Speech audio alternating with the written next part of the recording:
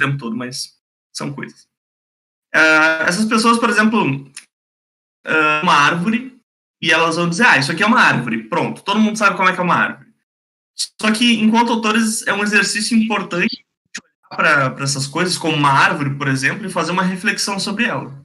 E se perguntar, por exemplo, como é que ela está crescendo? Ela está meio tortinha? Ela está crescendo reta? Tem um galho que está fazendo um twist com a outra e tudo mais? Onde que está crescendo? Como é que é esse solo, né? Qual é o estado que está o ambiente em volta dessa árvore? Ela está crescendo no meio da sujeira, tem flores, etc. E, enfim, pensar nesse tipo de coisa, porque cada objeto que existe no mundo é único de certa maneira. Então, por mais que tenha 30 árvores na rua de vocês, cada árvore é diferente uma da outra. E a gente pode, ou não, né? Depende das nossas intenções, mas como exercício a gente pode sempre olhar para esses objetos e pensar na unicidade que elas têm no universo. Se for relevante, a gente transporta isso para as páginas. Se não for, não precisa.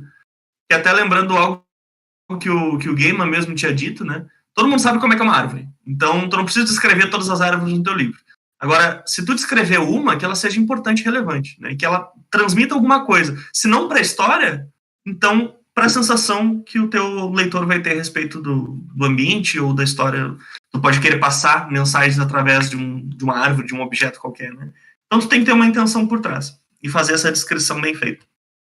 E exercitar que a visão, essa visão do único, né? A gente precisa olhar assim para árvores, olhar para a calçada, um pedacinho de grama que está perto dessa árvore. Eu estou falando muito de árvores, mas é o exemplo que ela dá, tá?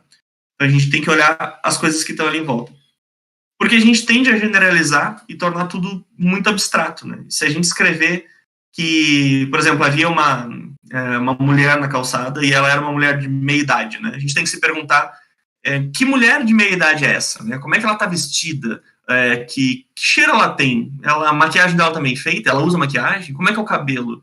Ela cobre o cabelo com um lenço? Enfim, dá uma descrição um pouco mais detalhada, fazer com que o teu leitor ele de fato entenda que aquela pessoa é única e ela não é somente uma pessoa genérica que tu colocou ali para preencher um espaço vazio, sabe? Se a gente disser, por exemplo, que do lado dessa mulher de meia idade tem um rapaz que é imbecil, né? A pergunta ela pode ser, qual rapaz imbecil? O que faz dele ser imbecil? O que ele fez? O que ele está fazendo? Por que o teu personagem ele acha ele imbecil? Ou por que o teu narrador acha ele imbecil, né? Tem que ter uma justificativa por trás. E o que a gente quer dizer com isso tudo? Porque ser abstrato demais dentro da ficção normalmente não funciona, tá? Buenas. Vamos começar a partir disso aqui. Quem quer comentar alguma coisa?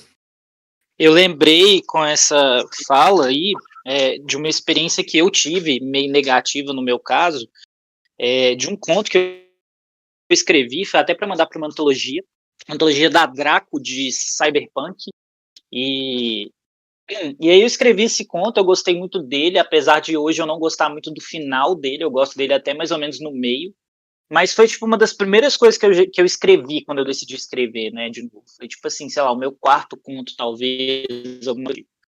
Mas uma das, um dos feedbacks que eu tive de uma pessoa que já tinha mais experiência que eu na escrita e quis ler, porque ele também participou dessa mesma antologia, foi que em certo momento eu falei que tipo um painel ou uma sala, não lembro agora, tinha um aspecto futurista. E eu me limitei a descrever a sala desse jeito. E aí ele falou assim, o que é um aspecto futurista? Tipo, em que sentido é futurista? Eu fiquei sem saber o que você queria dizer com futurista. E ele tinha razão, sabe?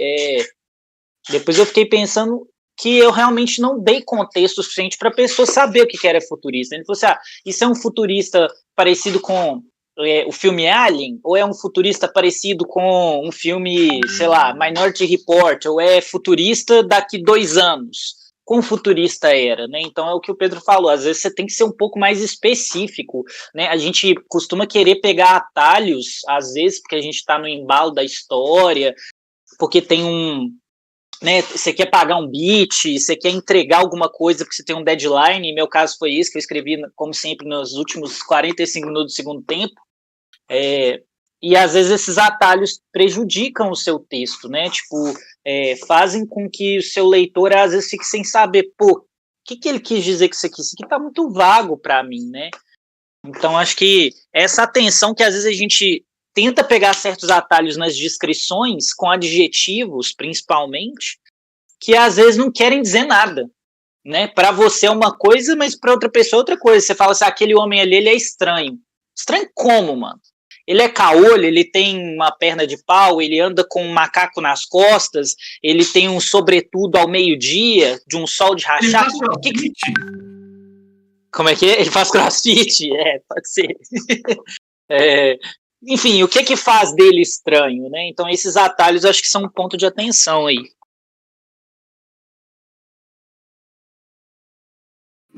Desculpa pra quem é crossfiteiro.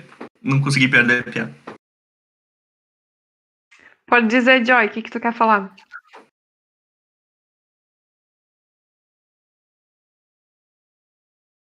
Opa, estão me ouvindo? Tô te ouvindo, pode seguir. Estamos. Show de bola. Achei isso legal que o Pedro falou, inclusive o exemplo da árvore, né? Essa semana eu tava vendo um vídeo de um canal que chama Ana Mundos Possíveis, que é um canal de literatura, de uma professora amiga minha, doutoranda em literatura. E aí ela tava conversando com um professor que também é doutor dessa parte, né? E é escritor. E ele tava comentando da necessidade da gente ser mais específico no texto escrito do que, por exemplo, no texto que a gente usa para o cinema, né? Então, no cinema você tem uma cena e você tá vendo tudo. A imagem tá toda lá, tá tudo dado para você. Então, o aspecto futurista do Flagrari já tá direto na imagem. Eu não preciso interpretar o que é o futurista, né? E aí ele fala assim, ao invés de você escrever, por exemplo, sentou-se embaixo de uma árvore, existem milhares de árvores no mundo. É genérico demais. Então, o correto é você falar, por exemplo, sentou-se embaixo de um pinheiro ou de uma goiabeira. Então, todo mundo que conhece uma goiabeira ou um pinheiro vai conseguir visualizar isso. E quem não conhece pode procurar essa imagem para ver o que é uma goiabeira. Então, se você deixa muito genérico, a pessoa não se aprofunda nisso, não tem uma imersão, né? Falta aí esse contato entre da pessoa com o cenário.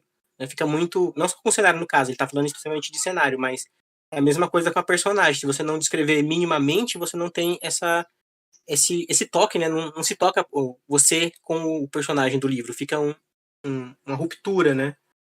Meu amigo é designer, né? Eu comentei dele na outra aula, quando eu falei do videogame. E aí um cliente pediu para ele fazer um site lúdico, né? Pô, meu amigo, cara, ele é a pessoa mais criativa do universo. Você dá para ele um limão, entendeu? E ele não vai fazer limonada, com certeza.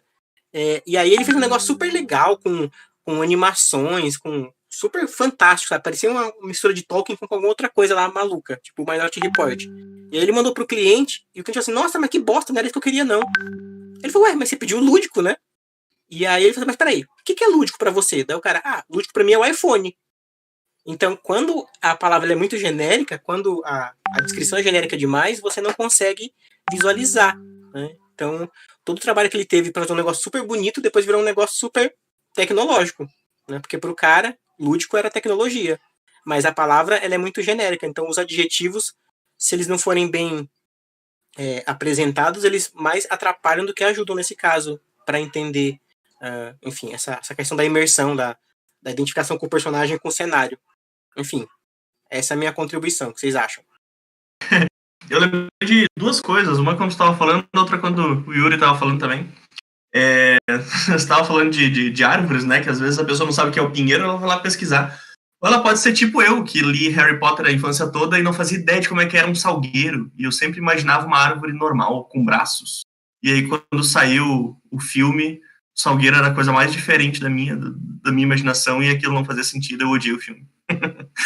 E eu tava lembrando também quando o Yuri falou do cara estranho na rua, né? Eu conhecia a mesma coisa que o Yuri falou, na verdade, só que eu conhecia de outra maneira quando eu tinha aulas de escrita criativa com o Luiz Antônio Assis Brasil. Ele sempre dizia assim, nunca escrevam que havia um dia bonito do outro lado da janela. Para mim, um dia bonito é um dia que chove e faz frio e eu posso ficar dentro de casa enrolado num cobertor lendo. E aí, se tu me disser que tinha um dia bonito e ele saiu sem guarda-chuva, eu vou achar estranho e a tua história não vai fazer sentido pra mim. E foi a primeira vez que eu tive contato com esse tipo de pensamento. Fiquei, é verdade, né? E aí, desde então, cada vez que eu vou descrever dias, eu lembro disso. Eu lembro dele falando disso, a vozinha fofa dele de ursinho de pelúcia. Enfim, alguém quer comentar mais alguma coisa? Eu vou desmutar Ouvir só os pra rir salgueiros. Eu desmutei só pra rir da voz fofa de ursinho carinhoso do Assis Brasil. Sim, Ai, nunca ai. ninguém viu o vídeo dele falando. Ele parece um ursinho de pelúcia falando, ele é muito fofo. Ainda mais agora Ai, ai. que eu tive aula com ele há 12 anos atrás, né? É muita coisa. Não, agora também dá pra encontrar uns vídeos na internet dele. Enfim, o que eu ia dizer é que a gente fala muito sobre imersão sensorial. Aqui, em especial, a gente está falando bastante em colocar detalhes, em mostrar aquilo que é peculiar, seja em algum personagem que a gente está descrevendo, ou até mesmo a tal da árvore, ou cenário, ou o que for. E a gente tem que cuidar também para buscar um equilíbrio nisso. Porque não adianta você sempre detalhar, você sempre mostrar que aquilo é peculiar, que aquilo é especial, que aquilo é cheio de detalhes. Porque a sua escrita, o seu normal, entre aspas, vai ser esse carregado, esse cheio de coisa. E então, quando o leitor for ler, ele meio que vai se perder no que ele tem que focar. Então, se, por exemplo, tem um personagem que tá ali só para cumprir um papel de, sei lá, entregar um suco pro seu protagonista e nunca mais vai aparecer, você não precisa detalhar esse personagem, esse garçom que veio entregar esse suco de maneira peculiar, de maneira específica e cheia de detalhes. Não, porque ele é um personagem que vai aparecer durante uma linha e nunca mais vai aparecer na sua história. Então a gente tem que saber dosar, equilibrar essa questão de imersão ou de excesso de descrição ou de colocar muito detalhe, do foco no especial, no peculiar. E também colocar esses detalhes naquilo que importa, naquilo que vai ser relevante para a história. Não em todo canto, em toda a descrição. A gente tem que ter esse senso de equilíbrio. E era isso que eu queria só colocar.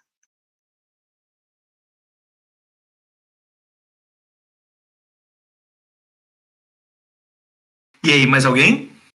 Eu acho que a Margaret até toca muito nesse ponto que a Marina trouxe durante a aula, que assim, faz sentido a gente descrever desde que aquilo tem uma função, né, dentro da história, exista um objetivo, né, não necessariamente um objetivo relacionado ao plot ou um objetivo relacionado a alguma coisa do personagem, mas às vezes aquilo ali vai atuar como um símbolo, né, por exemplo, ela fala depois, em algum momento, né, ela fala que existem muitas flores em The Handmaid's Tale, né, tipo, no conto da Aya, que é um símbolo da fertilidade, etc, etc, a gente vai entrar isso em detalhes, mas às vezes você não vai descrever o garçom, mas você vai descrever a lagosta que ele trouxe que estava fora do ponto e a lagosta parecia meio viva, porque às vezes tem alguma coisa acontecendo na história que, tipo, vai estar simbolizado naquele prato mal feito, sabe? Então, tipo, acho que é sempre uma linha tênue, né? Do que você tem que saber, do que você vai descrever muito ou o que você vai descrever pouco, né? Mas acho que aí entra um pouco daquele tipo de coisa que a gente não tem muito como ensinar para outra pessoa ou aprender, né? É o tipo da coisa que acaba sendo mais intuitivo, né? No final das contas. Sim, saber onde que é esse ponto de equilíbrio, né? Exatamente. Numa situação assim, poderia ter tanto esse imagético de um símbolo maior, como é a questão das flores para Margaret, como, sei lá, se nessa história fictícia a protagonista tivesse muito a ver com o elemento fogo e ela sempre notasse coisas quentes e, sei lá, ela encostasse na mão do garçom e percebesse uma temperatura diferente, enfim. Algo que não diz respeito ao garçom, ou aquele personagem que nunca mais vai aparecer, mas algo que faz sentido para a visão da personagem que tá ali, ou para o simbólico maior da história, o que seja, mas a gente só tem que cuidar para não dar muito detalhe naquilo que é irrelevante. A não ser, é claro, que esse seja o objetivo, mas acontece muito da gente fazer isso sem querer, e isso desvia a atenção de quem vai ler. Porque daí o leitor vai estar achando que a história vai estar indo para o caminho B, sendo que não tem nada a ver com aquilo. Então, acho que o ponto de equilíbrio aqui é fundamental.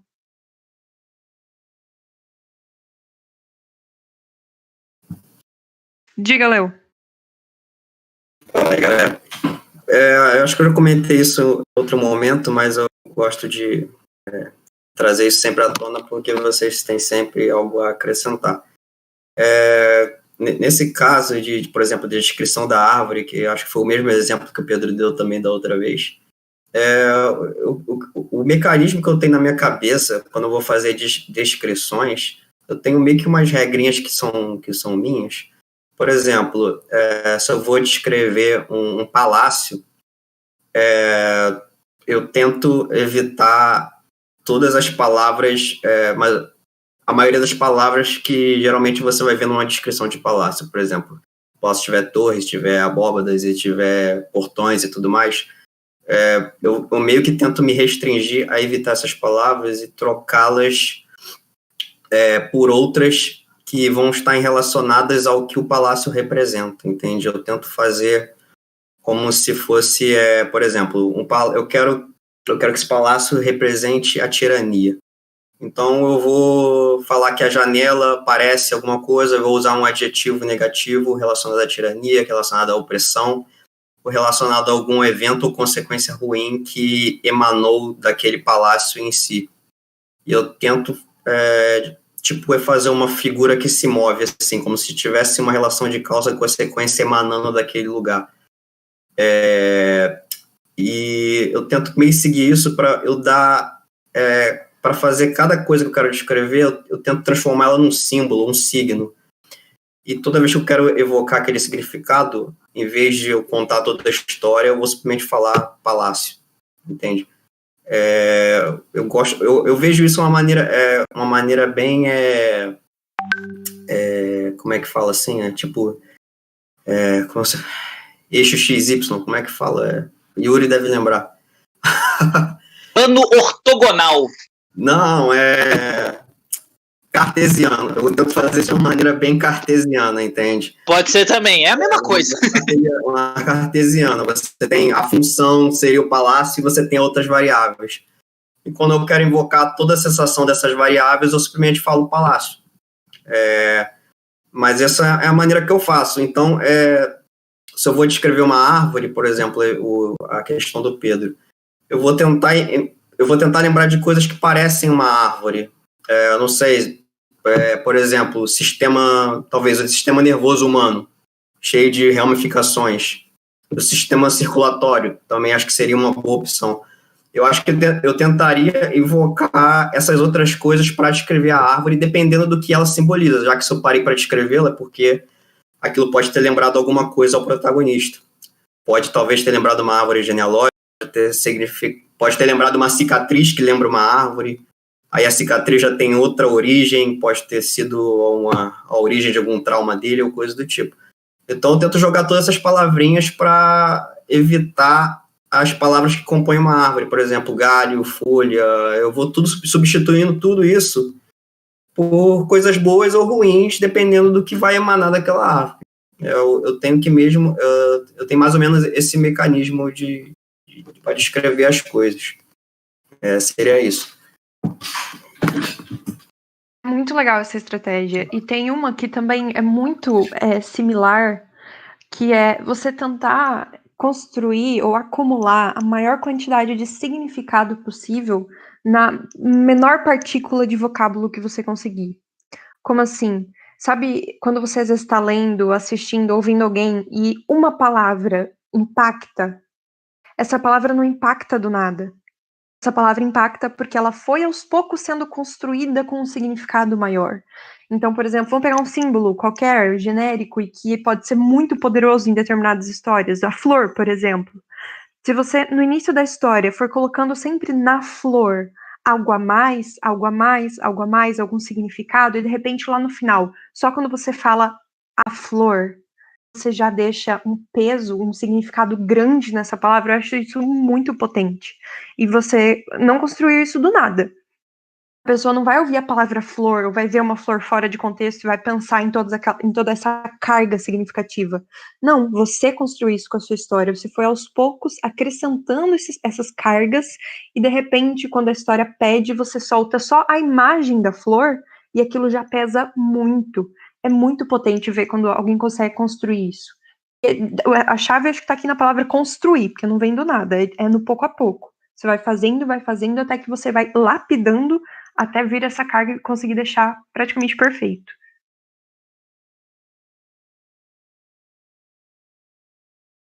Eu acho interessante esse negócio. Desculpa, eu cortei alguém. Não, só ia comentar que a minha ideia é justamente essa, fazer uma construção cartesiana, né, digamos assim, para ir acumulando significados a um determinado símbolo para, lá na frente, quando a palavra aparecer, trazer toda aquela atmosfera. Mas seria por aí mesmo, mas... Eu acho interessante que é um jogo que a gente acaba fazendo com essas duas possibilidades de significados que determinada palavra tem, que são significados que já vêm prontos com ela, digamos assim, que sejam significados literais daquela palavra ou associações que são, de alguma forma, um lugar comum que todo mundo faz, e essas construções de significado que a gente vai construindo ao longo dessa história específica e que, nessa história especificamente, como, né, a Marina falou, a flor significa determinada coisa e que à medida que você for construindo esse significado, ela vai ganhando cada vez mais, assim, né? Então acaba sendo um jogo sempre que a gente faz com significados pré-existentes, sejam eles literalmente o significado da palavra ou esse tipo de lugar comum de associação, de simbolismo, ou signos que a gente mesmo cria para essa história específica, assim, né? E fica nessa balança de como você usa as palavras. Eu acho que explorar isso é sempre bem interessante.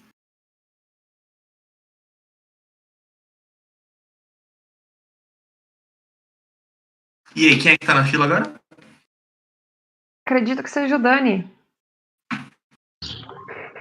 Já que é assim, né? Já cheguei na fila, vamos falar coisa nada a ver com a reunião, né? Tô brincando, gente. Né, eu ouvi um pedacinho aqui enquanto estava me conectando, pegando os assuntos, mas, né, quem estava falando por último era quem? Era o Vitor, né? Mas a gente estava falando de palavras e uso de palavras. Mais uma vez eu vou falar com vocês de experiências, coisas que eu trabalhei, né, e, enfim. Mas não é propaganda barata do Standard Oss, não, tá, galera? Não considerem assim, mas lá eu inventei algumas palavras, né? Eu sou super fã de neologismos, assim. Quem não goste, me perdoe, mas eu adoro. E porque tem uma coisa muito legal, eu não sei se vocês sabem, ou alguns devem saber, mas eu sou biólogo de formação, né?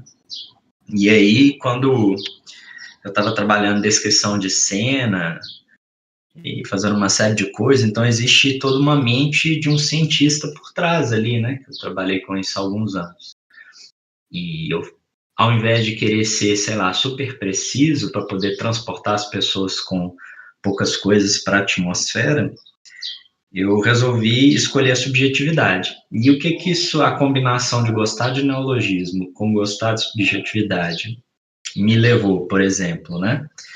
A flora daquele universo do Standard Oss tem uma série de coisas que eu inventei, assim, não existem. São várias plantas que não existem, perfumes que não existem, coisas que não existem. Por que foi bem legal? E isso deu até para perceber pelo processo das leituras betas, da edição mais tarde, que a gente consegue transportar o leitor para um lugar afetivo sendo subjetivo. Por exemplo, quando eu falava, assim, sei lá, um perfume adocicado de cascas de avim. Não existe casca de avim. Bom, casca a gente imagina que é casca de alguma coisa, mas o que é um avim? Sei lá, o avim na minha cabeça é algo, na cabeça de quem lê é outro algo. E daí que a gente coloca para a pessoa esse lugar do adocicado, entende? Combina o conhecido com o desconhecido. E aí eu sinto que a gente pode aproximar de determinados lugares de subjetividade, assim, né? Porque não necessariamente o que é agradável para mim é agradável para outras pessoas. E aí eu fiz com a flora, fiz com os animais e com diversas outras expressões que fundaram a linguagem popular daquele mundo, né? A maneira como as pessoas usam certas interjeições, como elas se relacionam, isso vai dando uma vida, assim. Pelo menos no meu ponto de vista, quando a gente emprega palavras fora de contexto ou quando a gente cria novas palavras, a gente tem a oportunidade de pegar um signo e dar outro significante, né? E isso, se a gente conseguiu ter sucesso, né, conseguir ter sucesso nisso, pode promover uma cumplicidade diferente com quem lê, assim. Mas, sei lá, eu me julgo uma pessoa super suspeita para falar, porque eu gosto muito, né, de brincadeiras com as palavras, assim.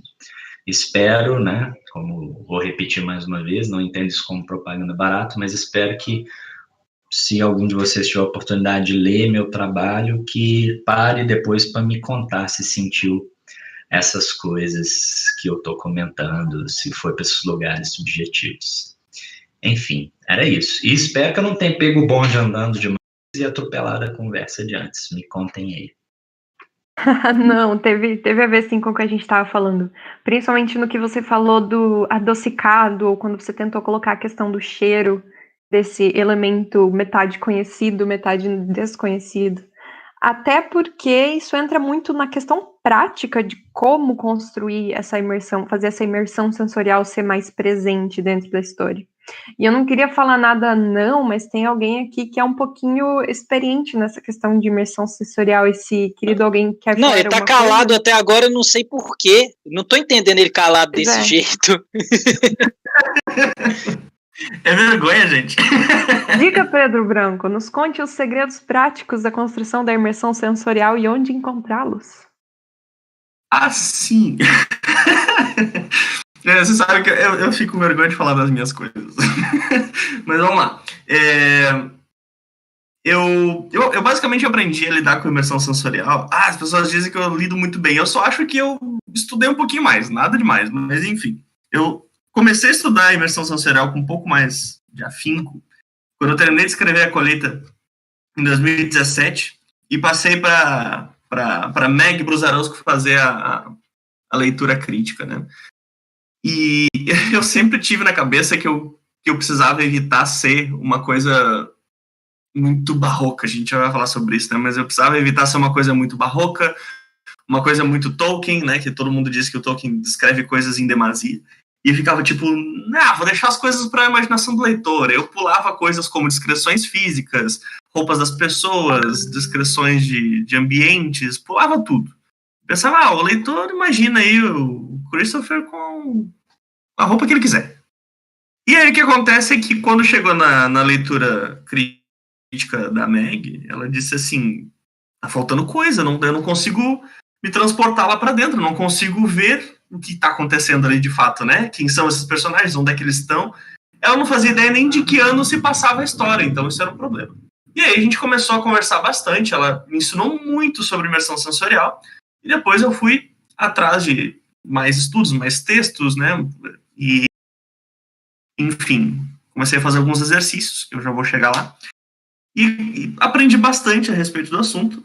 E na época, lá em 2017 ainda, eu tive a ideia de pegar e montar um arquivinho. Eu pensei assim, tá, então agora que eu sei bastante sobre isso, eu queria dividir isso com as pessoas, né? Então eu resolvi montar um arquivo público com sensações legais que eu encontrava no meu dia a dia. Porque eu passei a andar com um caderninho na mão e eu anotava, sempre que eu via uma coisa legal na rua, ou que eu sentia alguma coisa legal na rua, eu anotava. E pensava, isso aqui uma hora eu vou usar. Isso antes de conhecer New Game e a sua composteira, né? E aí, por exemplo, lembro que a primeira vez que eu fiz uma anotação foi no ônibus, que estava chovendo, eu olhei para o asfalto, e aí a chuva estava caindo e as gotinhas d'água explodiam no asfalto, e elas explodiam em vários brilhinhos prateados, assim. E isso, como estava chovendo muito, repetido muitas vezes, criava uma visão muito legal para mim. E eu ficava pensando, cara, eu preciso tentar descrever isso aqui de alguma maneira, era muito legal. Eu fui lá, anotei várias vezes no caderninho, até chegar numa frase única que descrevia aquela sensação. E aí eu comecei a fazer várias outras vezes, e comecei a anotar cheiros e sons e sensações de textura e sentimentos. Botei naquele arquivo público lá. E aí eu tava conversando com uma amiga minha, amiga na época, que pegou e disse assim, por que tu não faz um livrinho sobre isso, né? Faz um livrinho e dá para as pessoas. E eu pensei, vou fazer um livretinho, então. E aí, o que era para ser um livretinho foi crescendo, e eu acabei, de fato, escrevendo um livro que a Meg leu, fez seus apontamentos e tal, e assinou o prefácio, que se chama O Mundo ao Meu Redor e Outras Coisas. Esse livro, basicamente, ele é um compilado de frases sucintas e construídas bem com cuidado, divididas em 4 aspectos, né? Eu preciso lembrar dos aspectos agora. Sociedade, sentimentos, relações interpessoais e natureza, eu acho. É esse livro aí mesmo, Dani. Se eu não me engano, são esses 4 aspectos. E ele traz exemplos de frases que a gente pode usar nos próprios livros, né? Elas são livres para vocês usarem à vontade, mas vocês também podem modificar essas frases. E elas englobam visão, audição, paladar, olfato, tato e sentimentos.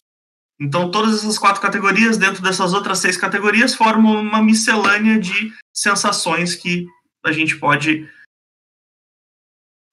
usar direto nos livros ou pode inspirar a gente a criar outras na hora de descrever ali uma cena, descrever um personagem e tudo mais. E o que começou sendo uma coisa extremamente inocente, era só ali um compilado de frases boas, legais, para dividir com os amigos, acabou sendo um livrinho que saiu bem. Eu levei ele para a Bienal de São Paulo em 2018, e vendeu bem, mesmo sem ter stand nenhum. Eu tava lá com uma caixinha e vendendo de mão em mão. Eu parava as pessoas, conversava com elas e vendiam, depois vendia outro e tudo mais. E acabou saindo bem. Ele é todo ilustrado também, aquela minha amiga acabou ilustrando o livro. Então, cada página tem 3 frases e uma ilustração. E ele ajudou bastante gente, assim, várias pessoas ainda compram o livro quando a Meg fala deles nos cursos que ela dá. Recentemente ela deu um curso, parte do curso era sobre imersão sensorial, ela falou do livro, já vieram umas 3, 4 pessoas comprar também. E, enfim... E aí, por causa disso, as pessoas começaram a dizer: o Pedro Branco é super especialista em imersão sensorial. Na verdade, não é uma questão de ser especialista, porque não tem muitos estudos próprios que tu possa fazer isso que vão te tornar um mestre diplomado em imersão sensorial. É basicamente uma questão de parar um pouquinho e prestar atenção nas coisas que estão ao redor. Por isso que o mundo ao meu redor e outras coisas, né? Por isso que esse é o título do livro. Porque tudo que precisa para escrever um bom livro está ao redor de ti. Vai prestar atenção na textura da tua parede. Ela não é só uma parede, né? Ela tem falhas, ela tem uma temperatura, porque o sol bateu nela o dia inteiro, ou porque nunca bate sol nela. Ou porque nunca bate sol nela, além de tudo, tem uma infiltração, então estão crescendo bolinhas na parte inferior da parede. E dentro dessas bolinhas que tem ar, ao longo dos dias, começa a sair pedaços de tinta com mofo. Então tu começa a pensar nessas coisas, e tu começa a ver que o mundo ele tá vivo, ele se mexe. A parede da tua casa ela não é a mesma que era 6 meses atrás. Mas como é que tu para analisar quais são essas modificações, né? É simplesmente observando mesmo. E isso pode ser relevante nos teus livros, porque na hora de transportar o leitor para dentro da tua história, tu precisa ter mimética, né? Tu precisa dar para ele a sensação de que aquele mundo é real, apesar de não ser. E para isso tu precisa buscar essas sensações do mundo real e transportá-las para as páginas de maneira sucinta, né? Enfim. É isso. Tá satisfeita, Marina? Eu ia só falar pra gente agora fazer 1 minuto de silêncio pra absorver tudo isso. Desculpa, fala. Brincadeira. Não. Eu só vou te corrigir uma coisa. Toda vez que você fala do livro, você fala que eles são compilados de frases. E eu acho que o jeito que eu apresentaria o mundo ao meu redor seria um pouquinho diferente, porque não são simplesmente frases, um sujeito, um verbo e um predicado, não. O que tem ali, na verdade, são observações, são jeitos de enxergar a vida diferente. Uma coisa é a gente tá saindo do trabalho no ônibus ou no carro, tá chovendo e a gente tá ansioso para chegar em casa e fazer comida e para ir para outra jornada de trabalho. Outra coisa é a gente ir para casa nessa mesma chuva e parar para observar aquelas gotículas prateadas. Então, esses jeitos de enxergar, querendo ou não, mudam tudo que está ao redor. Embora, na prática, a coisa física seja a mesma. Então, por isso que esse livrinho é tão importante, não que, nossa senhora, é o melhor livro do mundo, não. Não pelas frases que contém ali, pelas observações que contém ali, mas porque a gente consegue ver que a gente também consegue ter esses modos de observar, esses jeitos de olhar o mundo e fazer ele parecer diferente, dependendo da observação. Enfim, era só isso que eu queria acrescentar. Quem está na fila para falar agora? O Léo. Fala. Só um parênteses rápido, porque as coisas estão bem conectadas. Eu também não quero fugir muito do tópico. Mas aquela questão de você transformar itens inanimados em signos para representar sensações ou eventos maiores, né, do que o próprio objeto que está sendo descrito, eu acho importante fazer a consideração para as pessoas fazerem isso em relação a raças ou espécies, para não cair naquela questão que o Flagari falou de adjetivos ou substantivos como futurista, que pode significar qualquer coisa dependendo do texto. Por exemplo, se você estiver fazendo uma história de elfos ou de vampiros, esse artifício de descrição pode ser muito importante para diferenciar o seu vampiro de um vampiro da Anne Rice, por exemplo. Se você não falar nada, fala vampiro, a pessoa pode pensar na Anne Rice, pode pensar no Bram Stoker, pode pensar naquela saga Crepúsculo ou algo do tipo. Se você fala que tem um elfo, elfo, e tipo assim, pode cair na questão do leitor se refugiar numa história que ele já leu previamente, e aí você quebra o encanto do seu mundo, porque parece que você está usando o mundo de outro como muleta, dependendo de quem lê.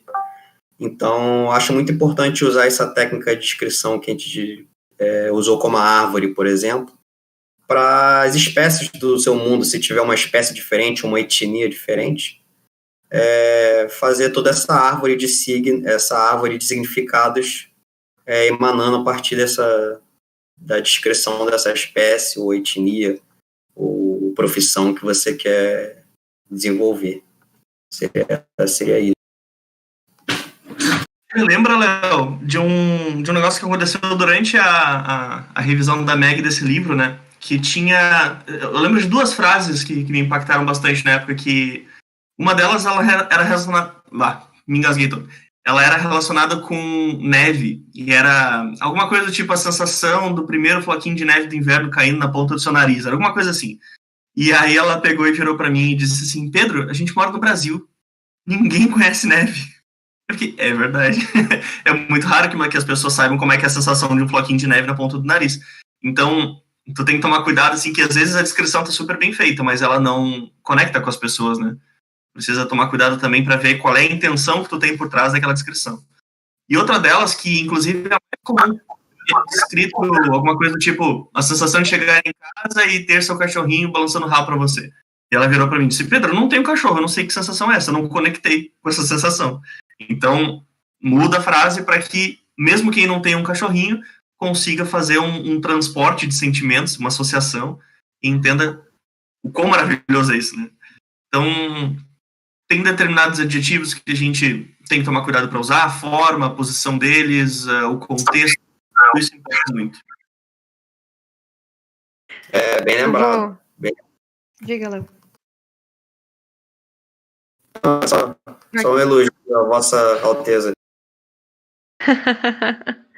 Eu só vou acrescentar um termo talvez teórico que combina com o que vocês estão falando, que é horizonte de expectativas. É um termo que é usado em estudos sobre aprendizagem, docência e outras coisas, que é justamente isso, você saber, ou pelo menos tentar saber, aquilo que o seu leitor sabe e aquilo que você quer que ele saiba, que você quer que ele veja. Então você pega esse horizonte de expectativa que ele possa ter a respeito da cena, da história de modo geral, e você tenta balancear aquilo que ele já sabe e aquilo que você quer acrescentar. Então, acho que talvez esse seja um termo bem bacana para colocar a respeito dessa discussão. E eu acho que a Lilian está na fila para falar. Lilian, você quer fazer algum comentário sobre aquilo que estávamos falando? Oi, estão ouvindo? Perfeitamente. Então, só para complementar, ouvindo vocês falarem, né, falarem do livro, das frases, né, de tentar sintetizar esse sentimento, ou essa experiência que as pessoas sentem ao ter uma ação em palavras, eu lembrei muito da onde que eu consigo tirar isso para colocar nas histórias minimamente. E me veio muito as experimentações do teatro na cabeça, né? Quando eu fazia as peças, escrevia e dirigia e tudo mais.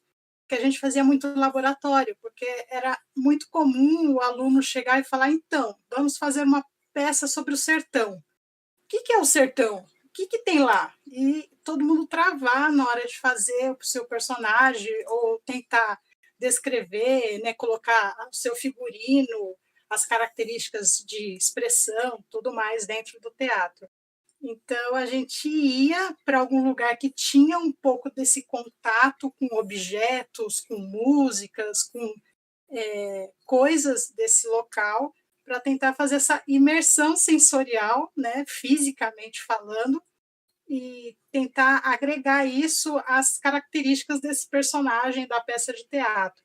E aí eu caiu a ficha, falei, olha que legal, eu tiro daí, olha que interessante, eu tento ir viver aquela experiência para poder colocar no livro, né? Aí eu fiquei pensando, e aí? E se eu for fazer uma história ficcional em outro planeta, onde que eu vou fazer essa imersão sensorial para tentar passar essas sensações, né?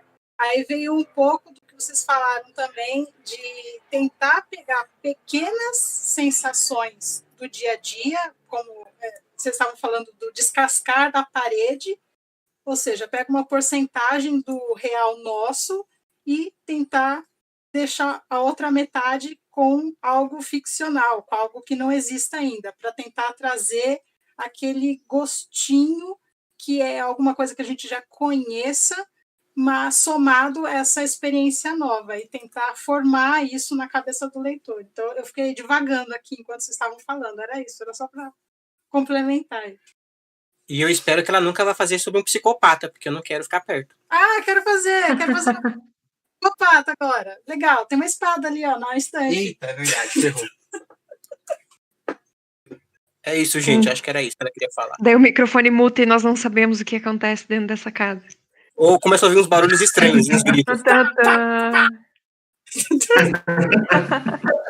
Pois é, eu achei o paralelo com o teatro muito interessante, até porque quando a gente fala de imersão sensorial, a gente tenta fugir do comum, que geralmente é o visual. A gente descreve o alto, a gente descreve a cor, a gente descreve o tamanho, mas a gente vai esquecendo do cheiro, do paladar, das texturas, da temperatura, até mesmo da questão da memória sensitiva.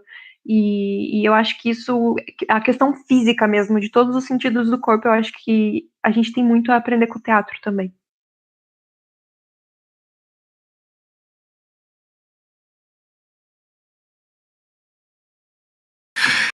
Uma coisa importante que a Margarete ela falou hoje,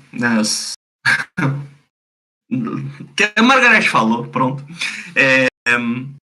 justamente isso que a Marina estava falando aqui, a gente tende a limitar os nossos sentidos, né? Normalmente a gente acaba caindo sempre naquele caminho reto entre os olhos e as mãos, em que as pessoas olharam para um lugar, aí pegaram alguma coisa, depois olharam para outro lugar e pegaram alguma outra coisa, e a gente esquece que as pessoas elas têm um nariz que cheira, elas têm um ouvido que ouve coisas. Se a gente parar agora, se a gente tentar ficar em silêncio, a gente vai ver que a gama de sons que a gente pode captar ao nosso redor é muito grande, e a gente tem sensações táteis. O meu cotovelo, por exemplo, estava doendo e eu não tinha notado até falar de sensações táteis, então tudo parte do pressuposto que a gente precisa parar um pouquinho e prestar atenção na gente mesmo, né, nos nossos sentidos. E tentar transportar isso para os personagens.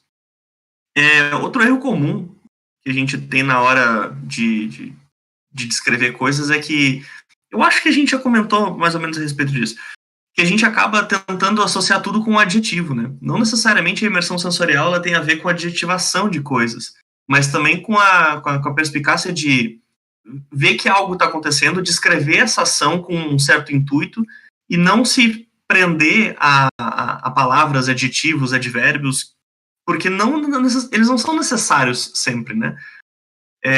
Uma ação ela pode ser símbolo para outra, um objeto colocado em cena, que nem o Yuri disse antes, ele pode ser símbolo para um sentimento, uma sensação.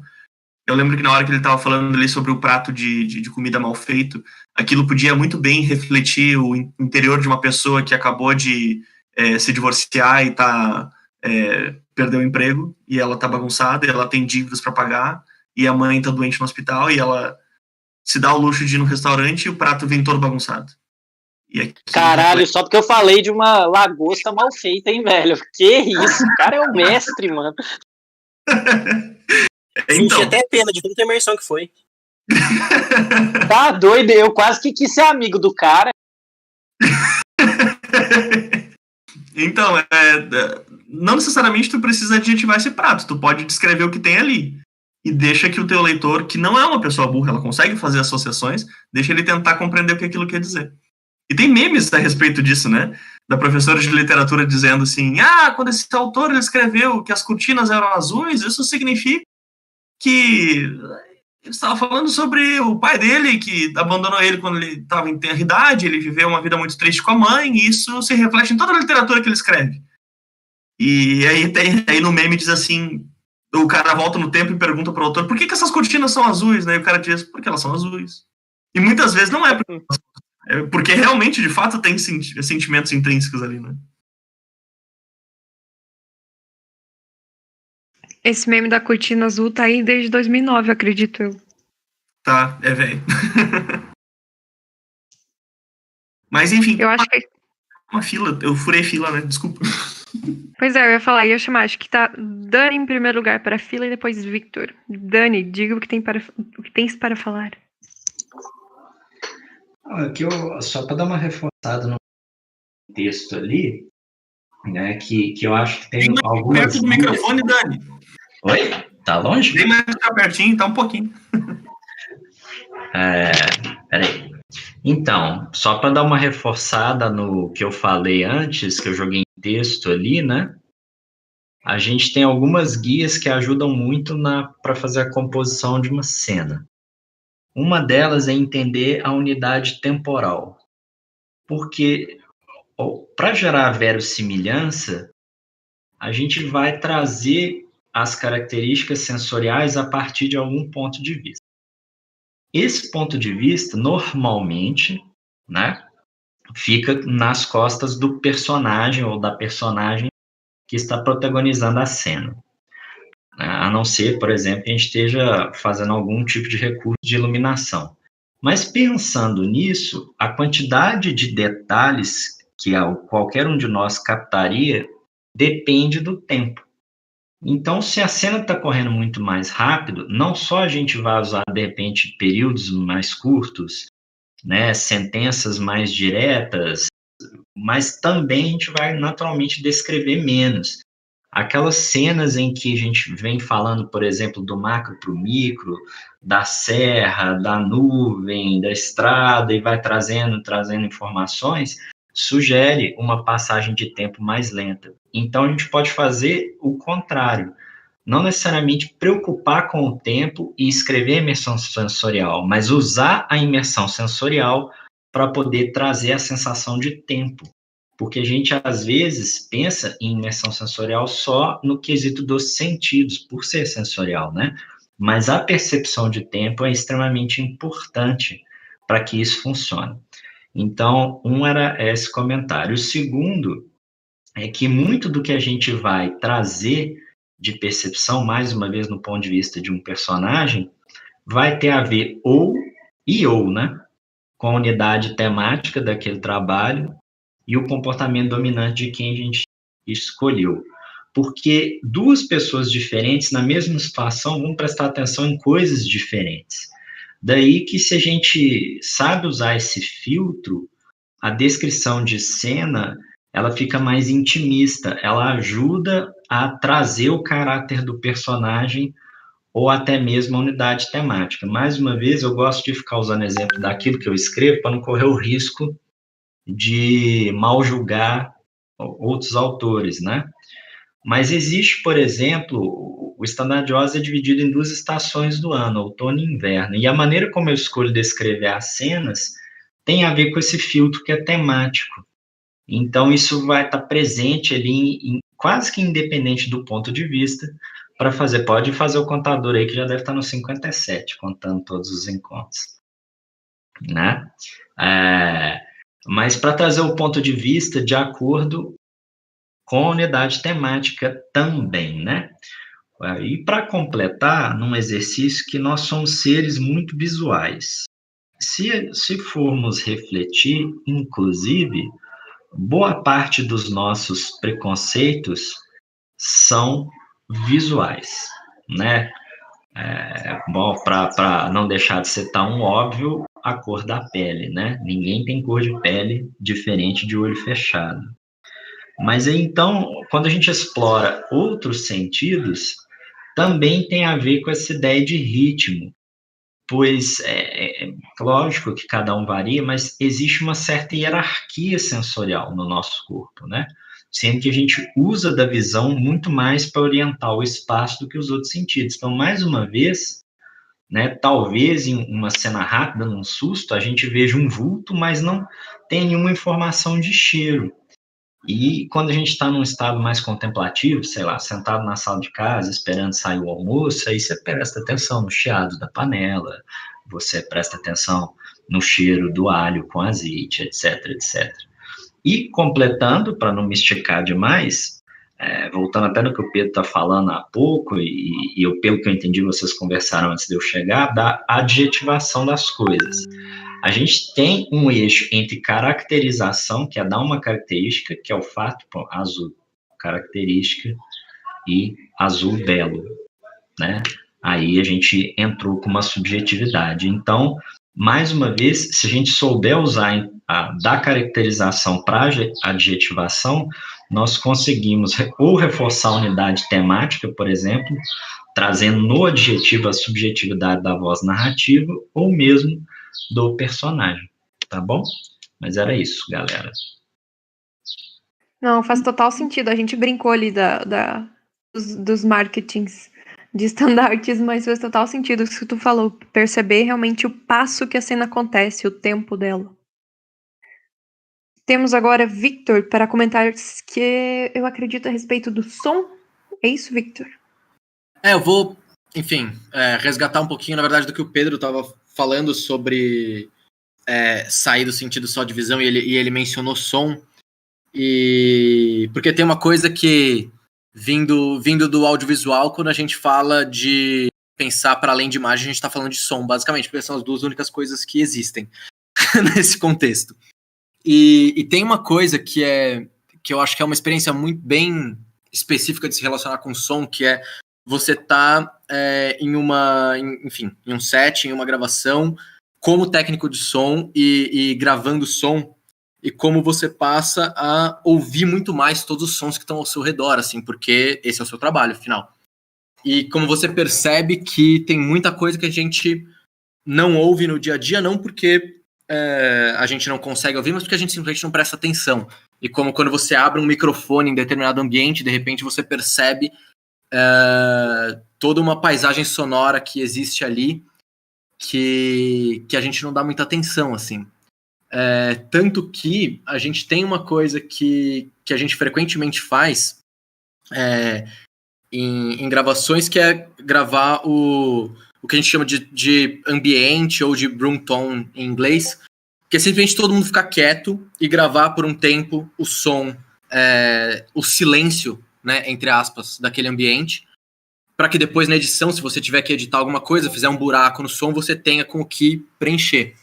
E aí quando você ouve essa gravação do silêncio, você percebe o quão, na verdade, não é nada silencioso qualquer ambiente que você esteja, assim. E eu fiquei pensando que talvez possa ser um exercício interessante para simular esse tipo de coisa, e que qualquer um poderia fazer, assim, pegar um celular mesmo e botar ele em algum lugar, sei lá, no seu quarto, na sua sala, em qualquer lugar que seja, e botar ele para gravar o ambiente em silêncio, e depois você pegar para ouvir um minutinho desse som e identificar o quanto que você tem mais barulho de trânsito, você tem mais avião passando, cachorro latindo, e várias outras coisas que no seu dia a dia você nem percebe sobre esse som, assim. Mas que se você gravar ele e ouvir depois, você vai perceber. Às vezes até mais do que se você simplesmente parar para tentar ouvir. Então me passou pela cabeça que às vezes pode ser um exercício interessante, assim, para emular um pouco essa sensação de você tá com o microfone aberto e ouvindo o mundo através de um fone de ouvido e não da sua orelha, porque às vezes o nosso cérebro mente um pouco, né? Mas o microfone nunca mente. É um pouco isso que me passou pela cabeça enquanto a gente estava falando sobre som. Pô, cara, só um parênteses para não furar. Eu já fiz isso uma vez, mas era para gravar enquanto eu dormia. Tipo assim, tudo fechado e tal. Cara, o ruído de fundo é assustador em determinados momentos, porque parece que a casa tá assombrada. Eu aconselho todo mundo aí que gosta aí de terror, suspense, fazer esse experimento, porque, pelo menos no meu caso, foi perturbadora a experiência de hoje. Então, o mundo tem muito mais som do que o que a gente costuma prestar atenção, assim, né? E eu acho que é bem interessante mesmo essa experiência. Eu queria conseguir sentir isso que vocês estão falando aí, só que eu tenho um zumbido tão alto no meu ouvido que eu não escuto nada além dele quando eu tô num lugar silencioso. É muito triste. Mas, enfim, só uma piadinha mesmo. Vamos continuar aí, foi mal. Só uma piadinha. Eu tenho um zumbido que não me deixa dormir e atrapalha meus... Pior que é sério, velho. Chama tinnitus, isso é uma desgrama. Nossa, mas enfim, vambora. Ai, galera... E ouvir pessoas mortas. Às vezes eu me pergunto se não é elas tentando falar comigo e eu ainda não aprendi a compreender, mas vamos deixar isso para outro papo. Eu tenho um livro bom sobre isso para recomendar, hein? O Livro dos Espíritos. Eu ia dizer uma colheita de inverno. De boas. Boa. Melhor ainda. Você não lembrou disso, mas tudo bem. Bate na madeira.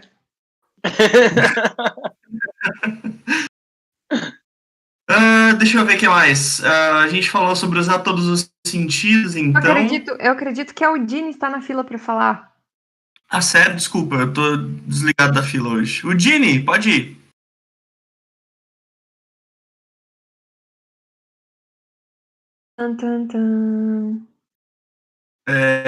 Ou Acho não. que a gente falou de espíritos, ela ficou ocupada. Provavelmente. Tá, então eu vou dar seguimento. Eu não sei se Yuri ou Marina querem falar mais alguma coisa sobre essa questão da imersão sensorial. Senão eu já ia passar para descrição e estilo, tá? Que a gente tá aí se aproximando do fim.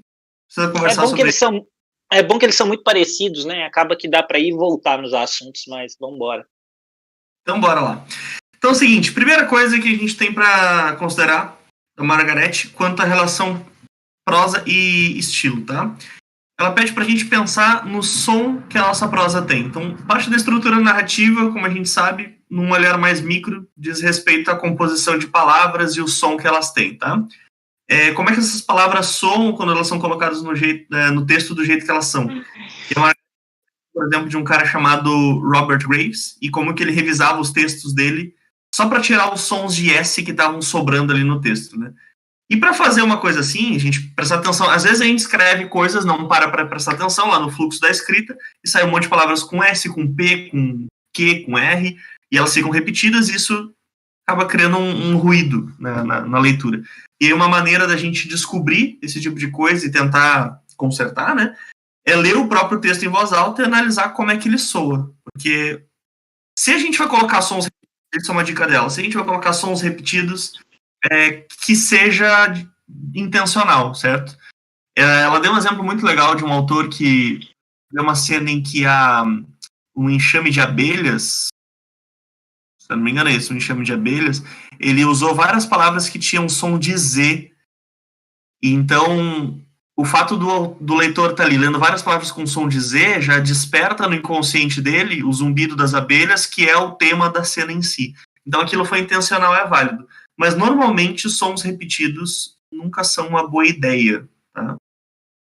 Normalmente. Não é uma regra. Alguém quer comentar sobre?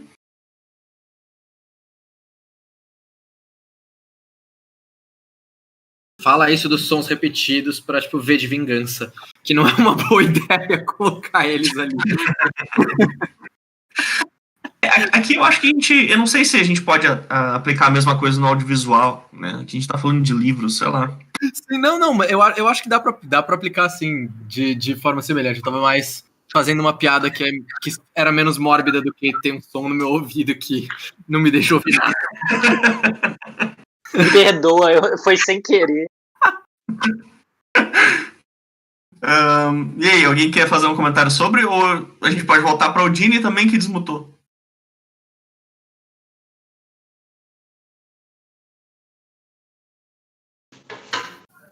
Tá aí, meu mano? Oi? Oi? Posso falar? Pode. Todo teu. Então, uma boa parte do que eu ia falar, o Daniel falou e as pessoas já falaram também, que era você fugir desses 5 sentidos, né? Porque essa questão imersão sensorial. Então, eu foco muito naquilo que eu vejo, naquilo que eu escuto, mas tem toda uma percepção dentro da gente que vai além disso, né? Como você descreve, como você enxerga as coisas e cada um enxerga de uma maneira diferente, né?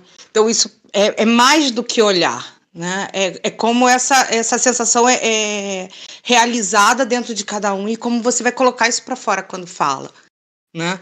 Fora que a questão do tempo que o Daniel colocou é imprescindível, porque se eu tô com pressa, eu não percebo coisas. Eu não faço nem as coisas direito, imagina se eu vou perceber detalhes das coisas. Mas o que eu ia colocar é essa questão da necessidade descritiva, sabe? Porque às vezes eu escuto as pessoas falando, porque tem que fazer a imersão sensorial aqui e tal, colocar. E quando eu estou escrevendo, isso para mim pesa tanto no texto, porque tem outras formas de como é que eu posso dizer? De evidenciar as características de um personagem que não ou de um lugar, de um fato, que não seja só dentro dessa descrição. E aí eu fico me perguntando se não descrever também não pode ser um recurso, né? Tão eficaz quanto descrever um lugar. Porque é uma coisa que me incomoda muito, né? E eu sou essa pessoa chata que tem essa coisa do você tem que descrever. Não tenho não. Porque já me mandou fazer um negócio, eu já vou ficar olhando assim, acho que eu não quero fazer isso não. Ô, Dini, uma dúvida. Te incomoda na leitura ou só na escrita? Me incomoda na leitura, eu pulo tudo. Entendi. A não ser que eu perceba que aquilo ali tem uma importância fundamental, e aí tem muito a ver com a narrativa, obviamente, mas é uma coisa que me desgasta profundamente se eu perceber que aquela descrição toda não vai me levar a lugar nenhum. Entendi. Só quero deixar colocado que eu sou uma pessoa que leio de absolutamente tudo, né? Com algumas reservas. Né? Então, assim, eu leio absolutamente tudo e eu sou uma leitura quanto mais, eu volto, se eu achar que eu pulei alguma coisa que tá faltando, eu vou voltar, não é que eu passo batido pelo livro assim, mas tem coisas que me incomodam muito porque parece que tá ali só porque tem que estar. Ou para encher linguiça, né? O para encher linguiça a gente já percebe, né, no início, porque, enfim, né? Mas às vezes eu prefiro uma descrição até mais contemplativa através de um personagem, de como ele coloca, do que na narrativa em si, sabe?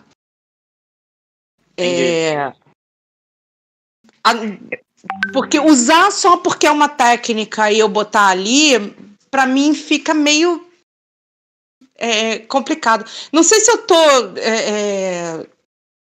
me explicando direito. Sim, você está sendo bem clara. Você retomou o ponto do Daniel. Eu até queria colocar um exemplo recente aqui, para a gente começar a enxergar na nossa escrita ou nas criações fictícias o tempo e o espaço como se fosse o nosso tempo e espaço físico, uma coisa só. Por que eu digo isso? Recentemente, eu fiz a leitura crítica de um conto para uma amiga. Um conto de 3 páginas no Word. E a primeira cena do conto, a primeira imagem do personagem X com 2 personagens não protagonistas, em uma imagem só, uma cena. E essa uma cena, ela levou um pouco mais de uma página para descrever. Então, eu peguei esse ritmo do conto, eu como leitora ali. Esse ritmo, ok, vai ser essa descrição dessa cena, vai ser assim, vai acontecer alguma coisa agora nesse lugar. Porque demorou mais da metade do conto para escrever essa cena. E, de repente, nas outras 2, 1 página e meia que restou, tiveram acontecimentos que levaram, assim, 15, 20 anos para se desenrolarem. Então, toda aquela descrição, aquela densidade, aqueles detalhes que ela passou fazendo nessa primeira cena, nessa primeira 1 página e meia, deram para mim, como leitora, certa sensação de velocidade desse tempo e espaço dessa narrativa. E depois isso completamente desandou. Essa harmonia foi totalmente quebrada. Porque daí, de repente, em outra 1 página e meia, tinha ali um tempo de 15, 20 anos se passando. Então, ela quebrou a densidade toda no... Isso. Nessa mudança. Que seria excepcional. Seria excepcional como recurso, né? Se isso continuasse depois e ela retomasse essa mesma densidade depois, porque aí teria gerado um efeito de choque, né? De novo. Isso aqui. Oi, fala, desculpe. Não, só ia fechar falando que quando é proposital, quando isso tem um motivo, o valor da sua criação ali aumenta, querendo ou não. Agora, se isso não é feito com motivo, e ele é inclusive oposto, é feito de um jeito que atrapalha a leitura, que faz o leitor acreditar que está se encaminhando para um ponto e de repente aquilo não servia para nada, isso realmente acaba interrompendo a nossa sensação de leitura. Tipo, é como se a gente entrasse num trem a uma certa velocidade e de repente aquilo lá se provasse uma mentira. Dá uma freada, uma arrancada e você vai parar ou no colo do motorista ou no colo do último passageiro. Pois é. E não sempre é uma coisa muito agradável. Exato, e não é uma freada que vai se pagar por algum motivo. É uma freada que vai acontecer sem querer, um acidente de percurso. Enfim, faltou uma dosada nisso aí, né? Talvez se ela tivesse aumentado a velocidade da descrição, né? Até essa passagem veloz do tempo, talvez talvez não tivesse esse efeito tão... Eu posso trazer a minha... Inútil, é horrível dizer isso, mas assim, tão sem porquê, né? Porque não tem uma continuação. Então, posso trazer a minha experiência numa situação parecida com essa? Ô, Marina, só uma dúvida. Isso era um conto que tinha um limite de caracteres? Não, que, tipo assim, ela tinha... Não, é porque assim, no meu caso, aconteceu muitas vezes, por exemplo, a gente sempre traz alguns exemplos de seletiva de escrita, que tem contos e tal, e num dos casos, por exemplo, que foi do André, e teve um outro também, que foi um caso de uma seletiva também da Draco, mas nesse caso foi de contos meio que Lovecraftianos, assim, né? Eu esqueci o nome que eles usaram na época. E aconteceu o quê? Eu gastei muito tempo no começo, porque a minha escrita ela é um pouco mais imersiva e reflexiva também normalmente.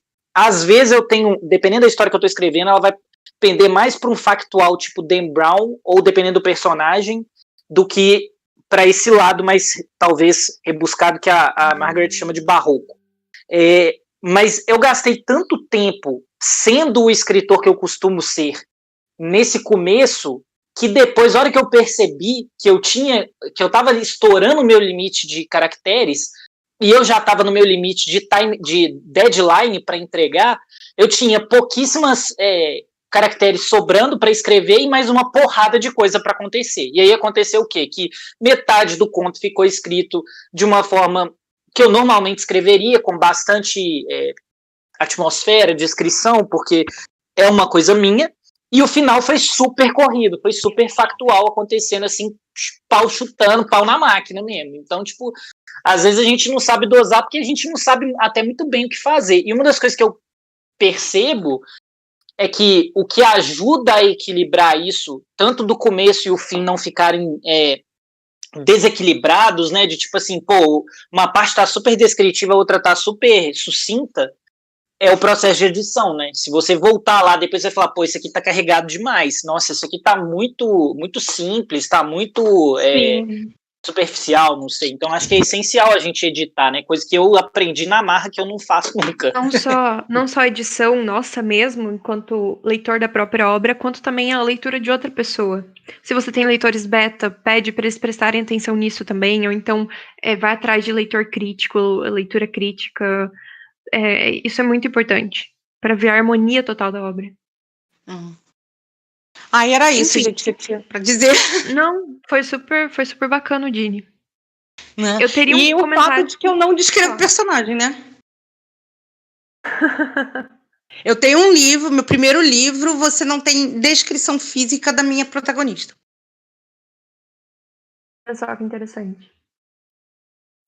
Não tem. Você sabe 3 coisas dela, que ela usa coturno, que ela tem cabelo vermelho e ela pinta a unha de preto. Acabou. Maravilhoso. Já virei amigos. Não quero amigar. E aí, eu só queria colocar essas coisas porque às vezes eu fico ouvindo, e eu falei assim, meu Deus, eu tô fazendo alguma coisa errada? Não, tem que falar. A gente sempre assim, aqui a gente tenta passar aquilo que é meio que, não regra, mas aquilo que é meio geral, sabe? Aquilo que já a gente viu que dá certo. Agora, a gente também sempre fala que regras estão aí para ser quebradas, principalmente quando tem objetivo para quebrá-las, quando aquilo que é feito tem um porquê. Sim. Então, assim, se joga. Quando você tiver alguma coisa para falar, só vem. Tá bom, gente. Obrigado. Beijo. Joga na roda, Dini. Eu aprendi essa expressão. Eu teria um comentário. Eu teria um comentário para falar a respeito da questão de estilo, que o Pedro falou um pouco antes ali sobre as repetições de som e tudo mais, mas eu acho que o Daniel tem algum comentário sobre isso que a gente tá falando agora. Dani, você quer entrar para falar? Antes de eu pular o assunto? Sim, é breve. E eu acho que vai fazer uma ponte para esse estilo. Primeira coisa, e não tem essa onda, não. Isso vai entrar no, acredito que a Marina, do estilo. Às vezes, uma certa economia de descrições e palavras vai dar uma objetividade, uma acidez que vai responder fazendo. O que eu ia trazer é que a gente tem que lembrar, o quão experimental é o trabalho que está escrevendo, o quanto a gente está subvertendo ou não o gênero, o que é esperado daquele estilo de história, né, para a gente poder saber até onde esticar as coisas. E outra dimensão que eu acho trazer é o ambiente mental dos personagens. A maioria de nós não consegue ter atenção absoluta com nada. A gente fica prestando atenção no celular, aí você pensa em alguma coisa que não tem nada a ver com o celular, aí você volta a ler o que você estava lendo, aí você olha para o celular, aí você vê um bicho voando. A nossa atenção ela é muito difusa a maior parte do tempo. Então, quando a gente está descrevendo, né, trabalhando um livro, especialmente quando dependendo da voz narrativa, claro, né, se vai fazer mais e maiores mergulhos na psique do personagem, mas a gente vai afundar na psique. Quando a gente afunda na psique, muitas vezes a parte sensorial vai sumindo para as impressões que são emocionais, né, dando lugar para as expressões emocionais.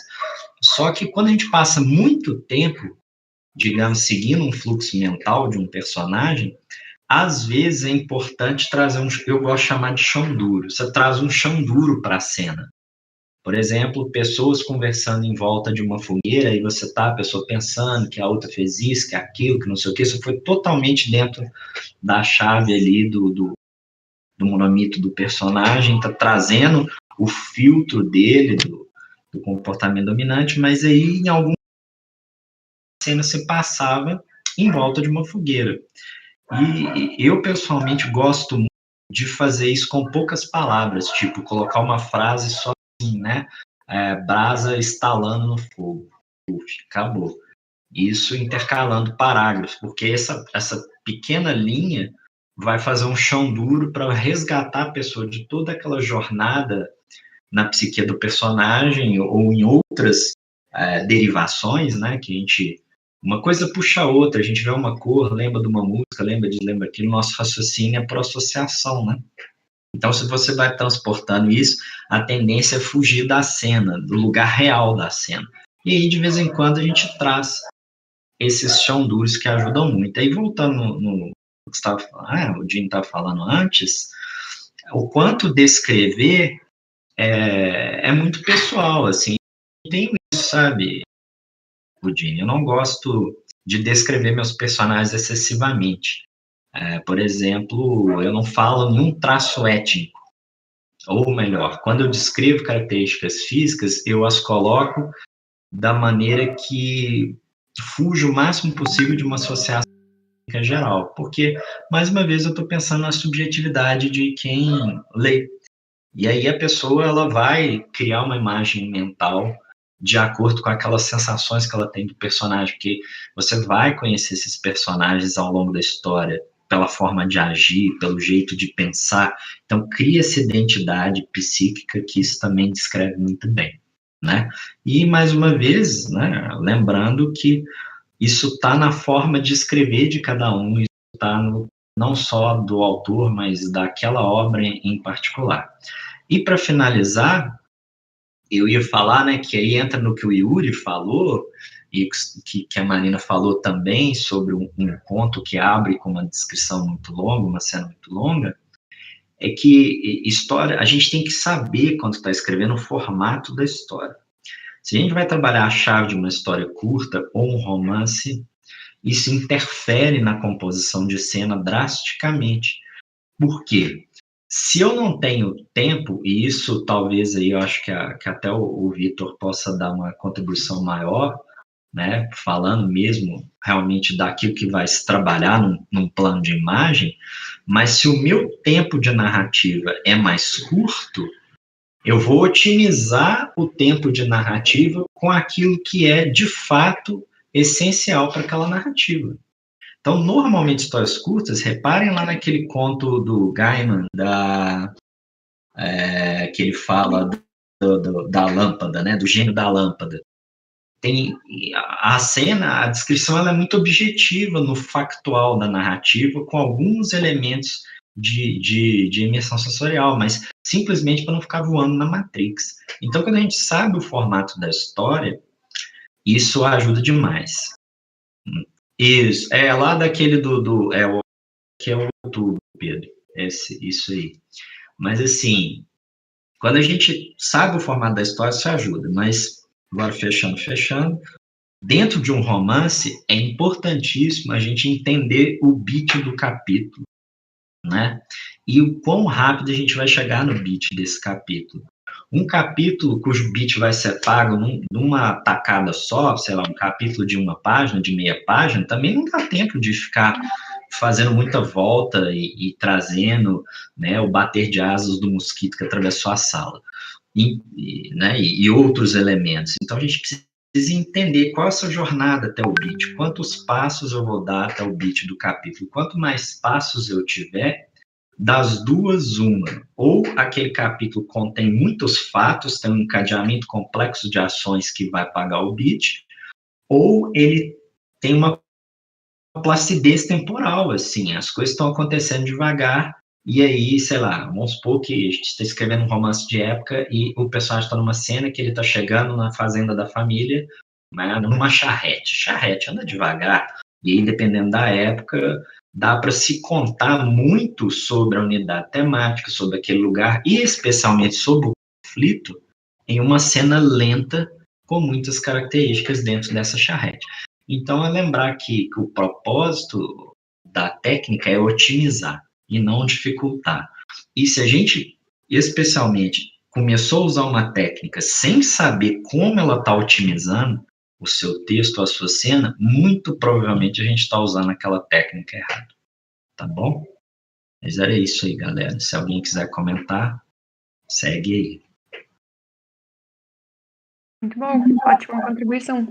Se ninguém tiver mais coisas a falar a respeito desse assunto em específico, eu quero fazer um comentário sobre o estilo mais tarde. Alguém tem algo para falar? Acho que a gente pode até ir para estilo justamente porque a gente tá meio um tempo apertado, né? Ah, é verdade. Verdade. É que eu vi que o Yuri desmutou daí um pé atrás. Acho que talvez ele quisesse comentar algo. Não, eu não desmutei não, é porque eu caí quando eu voltei e ele não voltou mutado. Foi mal. Então tá bom. Enfim, o Pedro antes deu abertura nessa questão do estilo, falando aquilo que a Margarete diz a respeito dos sons, notar as repetições de sons. E eu queria aqui colocar que o estilo ele gruda no conteúdo, na imagem, naquilo que a gente está escrevendo na cena em si, mas ele também, e talvez até mesmo às vezes principalmente, se relaciona com a forma. E aqui eu teria um pé atrás com a fala da Margaret, porque a Margaret fala assim, leia as suas frases em voz alta, e quando você tromba com sons repetidos, muito som de P, muito som de E, muito som de A, você troca as palavras para que esse som não incomode, para que seja neutro aquilo que o leitor vai ler. E aqui eu teria talvez um pé atrás com esse comentário dela por conta da questão cultural mesmo. Nos Estados Unidos, na América do Norte de modo geral, a produção literária é buscada a voz do autor da maneira mais neutra possível, para que aquilo seja vendido de forma facilitada. E aqui no Brasil, a gente carrega um aspecto cultural muito forte de regionalismo, de fortificar as nossas características culturais, até mesmo regionalistas. Então, eu até diria que a questão dos nossos sons repetidos até possam acrescentar muito mais as nossas histórias. Me vem na cabeça na hora um poema do Alfonso de Guimarães que começa assim: quando Ismalho enlouqueceu, pôs-se na torre a sonhar, viu uma lua no céu, viu outra lua no mar. E a primeira frase desse poema, quando Ismalho enlouqueceu, pôs-se na torre a sonhar. Essa repetição do S, eu vejo essa mulher quase deslizando nessa torre. Então, eu acho que pra gente, essa questão da repetição do som, principalmente, de novo, quando é proposital, ela carrega muito significado. Então, eu não levaria ao pé da letra essa questão de cortar sons repetidos. Eu colocaria, sim, buscar intencionalidade naquilo que a gente faz. Estar consciente da possibilidade. Cortar, se não quer, até mesmo acrescentar ainda mais, melhorar, se é isso que você busca. A repetição de sons. Enfim, era isso que eu tinha para falar a respeito de estilo, das palavras que a gente realmente usa na nossa criação literária. Deixa eu fazer um adendo aqui só para dizer que esse poema é lindo e que quando eu ouço ele, quando eu leio, eu penso que ela é um espectro, né? Ela tá deslizando pelas coisas, ela vai atravessando. Sim, completamente. Não só. E eu acho que esse poema é até mesmo muito específico para esse exemplo, porque é um poema simbolista. E o que tem mais no simbolismo do que você usar o símbolo, usar o conteúdo, a imagem e também a palavra, o som que você usa. E, nossa, é muito delicioso você fazer todas essas conexões e perceber isso no tema do poema, no nome da personagem, no som que você ouve quando alguém declama, na música que alguém compõe, tem a versão musicada, acho que 3 ou 4 versões musicadas fantásticas. Então, assim, tudo isso se conecta. E tudo isso tem a ver com o estilo, com a forma também, não só com o conteúdo, com a imagem. De novo, vai cair naquilo, de quando é feito com propósito, tem muito mais carga simbólica, tem muito mais carga literária, enfim, é mais mágico de certa forma. Então, quando você faz as coisas com objetivo, elas são mais poderosas.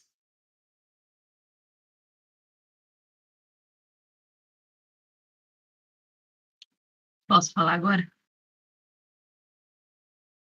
Com certeza, Maia. Você chega depois de 15 semanas sem aparecer, quer dar pitaco? Que absurdo. Meu Deus, eu não acredito! Maia de Godoy! Ô, Pedro, teve um final de semana que eu vim e você não tava, tá? Isso é verdade, tá? Então, eu cheguei meio caí de paraquedas aqui no encontro, mas eu tô ouvindo um livro por esses dias que é A Vida Invisível de Eurídice Guzmão. Acho que o nome da autora é Marta Batalha, alguma coisa assim. É nacional. E ouvindo a Marina falar sobre essas repetições, eu lembrei de uma frase que aparece muitas vezes em um capítulo do livro, que fala que a parte de Eurídice que não queria ser Eurídice. Mas isso acontece, tipo assim, se fosse só uma frase, ainda não seria tanto repetitivo. Mas acontece várias vezes ao longo do capítulo, e não é uma coisa que incomoda, muito pelo contrário, é uma coisa que soma a narrativa. Essa autora, inclusive, eu tô adorando a narrativa dela, porque é uma coisa muito leve. E você vê muitas repetições no meio. Tem uma parte, por exemplo, que a Eurídice tá discutindo com os pais dela, aí as falas ficam só, por que não? Por que não? Por que não? Por que não? Aí, tipo, umas 10 vezes seguidas e não enjoa. É uma coisa que realmente dá para perceber que tá lá, porque a narrativa da escritora é muito fluida, é muito leve, é daquele jeito, não é uma coisa forçada. Não dá para saber exatamente se ela colocou ali de propósito, provavelmente sim, ou se só aconteceu daquele jeito e ela deixou, mas é uma coisa muito gostosa. Inclusive, também tem umas outras partes que eu acho que entra um pouco nessa parte de estilo, que é um livro de época, né? Acontece, eu acho que entre a época de 1920 e 1940, por aí, porque conta um pouco do passado, do presente da personagem. E tem uma hora que ela conta que o marido da personagem tá tão bravo que ele começa a desinflar as narinas. E ela vai repetindo isso ao longo da cena, colocando, como o Daniel disse, um chão duro, explicando o que tá acontecendo ao redor e falando, ele inflou as narinas. Aí tem uma hora que ela fala, ele inflou as narinas tanto que tava parecendo o King Kong. Aí nesse meio tempo você já é tirado meio que do King Kong no meio desse negócio todo, drama todo, que não tem nada a ver com King Kong. Talvez seja da época por causa do filme, mas é uma coisa que te tira daquela cena e logo depois você mergulha na cena de novo de um jeito tão pesado, assim, de um jeito tão natural e pesado ao mesmo tempo, que não é incômodo as repetições que ela faz. É até gostoso. E eu quero que minha narrativa seja desse jeito, porque eu gosto de algumas repetições pelo meio. Eu acho que fica bonito quando você sabe trabalhar direito com isso. Mas. Então, e eu também lembro no meio do caminho. Que essas coisas da língua portuguesa, de vez em quando, não fica ruim quando tem muita repetição. O que me incomoda é a repetição de que, pra, essas coisas. Mas algumas coisas, se você souber trabalhar direitinho, fica muito legal. E era só isso. Pois é, são as linhas, né, que a gente tem que trabalhar a nossa percepção em textos dos outros para poder trabalhar nos nossos também. Uma questão de repetição de palavra pode ser pobreza vocabular, mas uma repetição de palavra pode ser também uma coisa simbólica muito forte. E isso que você falou do ritmo também é muito importante. É muito interessante ver, por exemplo, construções de cena de suspense que tem um final fechado, fixo, rápido, para você ver a construção das frases mesmo. Ler o parágrafo em voz alta. Geralmente a primeira frase é um pouco mais longa, até mesmo com um aposto, uma explicação extra. O sujeito, o verbo e o objeto. A última frase, às vezes, é uma palavra só. O bam final. Então, você trabalhar com todos esses elementos, e é tudo questão de estilo e também conversa com o conteúdo que está ali sendo explícito. E isso é muito, muito, muito legal. Quando você citou a Marta Batalha, eu lembrei daquele livro da Hilda Rist, que também traz essa... Nossa, a Hilda Rist tem muita questão do som também, dentro do conteúdo, do estilo da escrita dela. Só o título, para vocês terem noção. Tu não te moves de ti. Porra, não tem mais o que falar. Bate o T, bate o tu, bate o conteúdo que tá ali. Enfim, uma junção de coisas que você consegue trabalhar dentro do estilo e que só potencializa a sua obra. Enfim, eu vou parar de falar agora.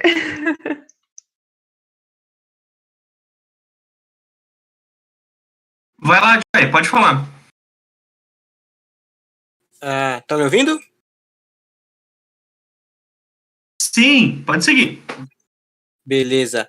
Esse negócio da repetição, né, do estilo, eu escrevi um conto na outra semana, a gente estava lá discutindo, né, enquanto a gente estava esperando, e aí até tinha que agradecer o Yuri. Ô, Yuri, cara, o bate-papo foi tão bom que, o conto era para ter 3 páginas, saiu com 9. Não, qual conto? Lembra que a gente estava discutindo há 2 semanas atrás? Eu falei, tô escrevendo um conto agora, preciso terminar ele hoje. E aí a gente estava discutindo lá da Margaret, acabou que 3 páginas viraram 9. Tá. Demais. Eu fui testando aquilo lá e ficou tão mais legal do que no original, na minha percepção inicial, que deixei com 9. Mas quais dicas que você tentou? Porque eu fiquei curioso, não lembro agora dessa aula direito. Que dicas que você incorporou, que você falou? A gente estava discutindo da questão do sentir, lembra? De você colocar experiências para que o personagem possa, para que você, lendo a história, possa sentir aquela emoção do personagem sem ter necessariamente participado daquilo, né? Na vida real. Ah, pode crer. Uhum. Que legal. Enfim, mas aí, só para constar, eu estava escrevendo essa história, né? E aí, no final, ele tem uma repetição na parte final, né? Uma sequência de palavras que ela é repetida de propósito, né? Enfim, é aquela figura de linguagem que você vai adicionando coisas, né? Tipo, 1, 2, 10 mil, sabe? Nesse sentido. Eu nunca lembro o nome da figura de linguagem que é pra isso. Mas, enfim. Eu usei ela. E aí, era tipo assim, a personagem descobre que tem um psicopata, né? Observando ela. E aí ela descobre porque chegou uma foto pra ela no celular. E aí eu descrevo, tipo, né, mais ou menos assim. Ela recebeu uma foto. Ela recebeu uma foto dela. Uma foto dela na janela. Uma foto dela de pijama na janela. E aí eu vou repetindo as informações, porque ele vai conectando com todas as falas do cara ao longo dos 9 páginas, pra mostrar que ele tava vendo ela desde o começo, que ele era um maluco que tava observando ela o tempo todo. Então essa repetição, eu nunca uso isso na minha história, mas fazia bastante sentido para ficar aumentando o impacto disso para a personagem. Então, ela vai falando, eita. Então, isso vai ficar na cabeça dela. Então, essa era a ideia de fazer o personagem sentir, o leitor sentir isso junto com ela. Tipo, caramba, tinha isso, né? Porque ele manda fotos dela o tempo todo na história. Então, eu percebi que, na verdade, a foto que ele estava mandando é a mais importante o tempo todo. Ele estava lá com essa foto e ninguém sabia, para dar esse impacto, né? Então, a repetição faz sentido para mim nesse caso. Eu precisava dessa repetição das palavras. Fica mais impactante para a personagem perceber isso, né? Dá peso, né? Enfim, e aí foi da nossa conversa lá de 2 semanas atrás.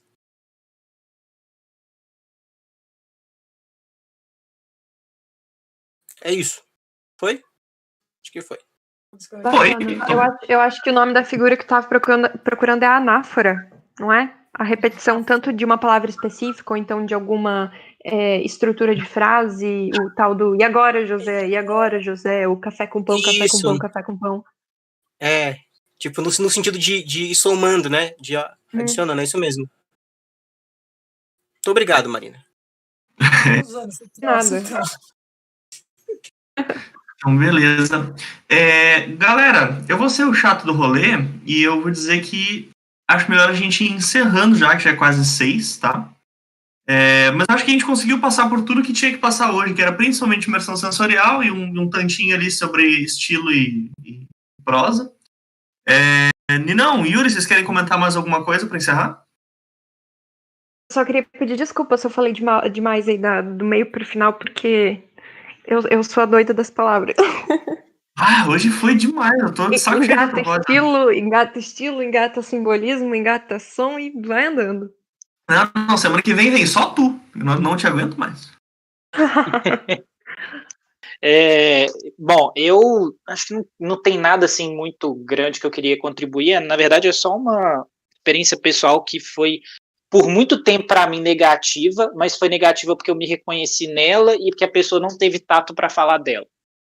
Mas eu tenho um amigo que ele é um leitor ávido, né, um leitor voraz, e ele gosta de livros um pouco menos comerciais, vamos colocar assim, né, de livros a Marina vai saber o termo melhor, mas talvez livros mais literários, né, e ele sempre me apoiou muito na questão da escrita, né, sempre falou que achava que eu, né, tinha algum jeito para isso, que para eu investir nisso mesmo e tal, e uma vez ele me perguntou se eu queria um feedback, mas que ele ia ser babaca no feedback, e ele sabia que ele ia ser, mas que era para eu escolher se eu queria ouvir o feedback ou não. Então, para começar, ele foi meio justo, né? Ele falou assim, eu vou ser otário, tá? Então, se você quiser ouvir, é uma escolha sua. Então, eu falei, vambora, né? Tô acostumado a apanhar já mesmo. E foi uma época que eu tava recebendo uma porrada de negativa, até essas 2 seletivas que eu mencionei hoje, da Draco, as 2 foram na mesma época, e ele leu algumas coisas minhas e aí ele trouxe uma crítica que foi, para mim foi meio pesada, mas foi pesada justamente porque eu me identifiquei com ela. Eu não lembro exatamente os termos que ele disse, mas ele falou tipo assim, ô Yuri, eu gosto muito das suas histórias, mas para mim, você tem uma escrita muito pobre.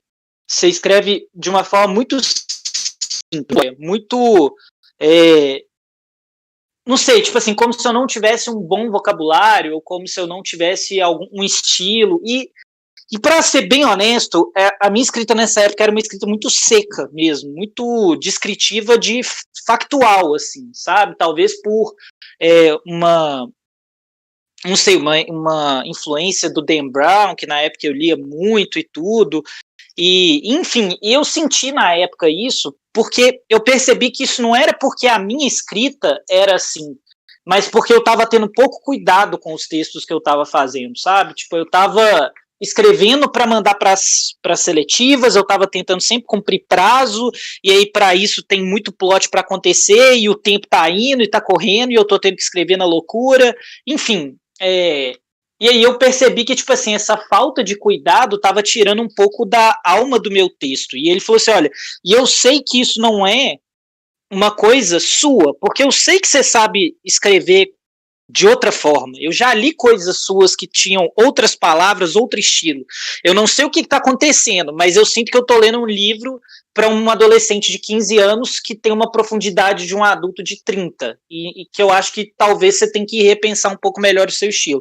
Enfim, na época foi pesado para mim, porque né, eu já estava sofrendo aí com algumas rejeições, né, de algumas seletivas, mas eu senti que foi pesado porque eu me identifiquei com o que ele falou. Então, não sei, às vezes o que eu quero dizer com isso aí é que, tipo assim, às vezes a gente vai receber críticas, a gente tem que saber se elas fazem sentido ou não antes de tudo. Eu acho que ter consciência do tipo de escritor que você quer ser é o mais importante, né, se tipo assim, alguém vai reclamar que você escreve rebuscado, alguém vai reclamar que você escreve de maneira muito simples, muito dura. Sempre vai ter. Você nunca vai agradar 100% das pessoas. Você só tem que achar em qual ponto desse espectro que você quer estar, né? Você quer estar lá no meio, você quer estar num extremo, você quer estar no outro, e faz sentido para você estar em apenas um. Às vezes, em cada texto que você vai escrever, você vai ter um estilo, e tá tudo bem também. Né? Por exemplo, eu pego o Zafon como exemplo, eu tô lendo Marina dele, o livro preferido da Marina, inclusive, e tipo, eu vejo que tem muito dos livros posteriores que são do cemitério dos livros esquecidos em questão de estilo, mas ainda assim é uma linguagem mais simples para um público mais jovem. Mas se você pega os outros livros dele, que são tipo, eu esqueci o nome, mas é da Névoa, né, da trilogia da Névoa, que são para jovens, você vê que foi uma das primeiras coisas que ele escreveu, provavelmente, ele ainda não tinha o estilo dele ali. Você via ele resvalando no estilo dele, ou você via talvez que ele evitava ter aquele estilo mais característico do Zafon, mas era uma escrita mais simples, era uma escrita mais dura. Então, tipo assim, se até os autores que têm mais experiência que a gente transitam entre esse espectro, eu acho que é legal a gente ter essa ciência de que nem sempre a gente vai escrever da mesma forma. E tudo sempre vai variar na questão do objetivo ou da maturidade que a gente tá, ou até mesmo o estado de espírito, ou até mesmo o tipo da obra, enfim. Tem um N de fatores que pode influenciar nessa questão da flexibilização do estilo. E só para finalizar, porque a gente já tá batendo em 2 horas, como a gente tá falando da Margaret Atwood, quando a gente diz isso de estilo simples, entre aspas, ou estilo difícil, ou o básico e o rebuscado, ela chama de plain song, aquilo que é o básico, remetendo à ladainha cristã que geralmente usa as mesmas notas durante os salmos, e o estilo barroco, que é aquilo que vai trazer mais detalhes, às vezes palavras maiores, que a gente chama. Então, só para trazer um pouco das palavras que ela utiliza para definir o simples e o difícil, o básico e o rebuscado, ela chama de plain-song e baroque. E é isso. E eu lembrei só do último negócio, realmente, só para fechar, vou gastar menos de 1 minuto. Que eu acho que a gente não tocou nesse assunto. Às vezes, a sua escolha do estilo, e acaba que também da imersão sensorial, que a gente debateu antes, vai definir muito. Aliás, não só vai definir, mas como vai ser definido de acordo com a história que você está escrevendo e principalmente do ponto de vista que você está escrevendo a história. Porque às vezes o exemplo que a Marta faz é de. Eu esqueci de qual livro é. Eu acho que é As Viagens de Gulliver, se eu não estou enganado. E ela mostra lá uma escrita bem básica, igual essa aí que a Marina falou, bem factual, apoiada em números, bem dura, porque ela quer mostrar que o personagem que está narrando, né, na opinião dela, o personagem que está narrando aquela história, ele tem essa visão básica do mundo, né, que nas palavras dela, que falta imaginação, não é uma pessoa que se perde em divagações, é uma pessoa muito objetiva. E às vezes você vai ter um outro personagem que é extremamente lúdico, utópico, sonhador, viaja na maionese, né, e às vezes você vai ter uma escrita que vai refletir, se você está narrando do ponto de vista daquele personagem, que vai ter um estilo mais pesado por causa desse personagem, né? Que tipo vai tentar refletir a psique desse personagem, a percepção mesmo desse personagem. A escolha também pode ser carregada pela escolha de ponto de vista. Nossa, no relógio, hein?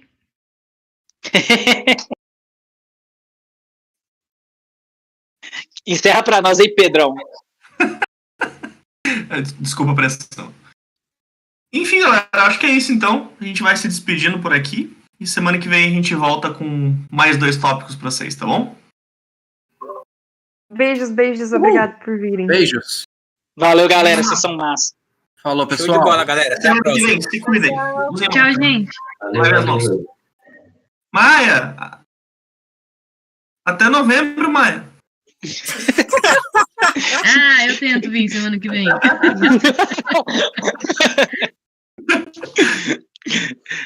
Valeu. Falou, gente.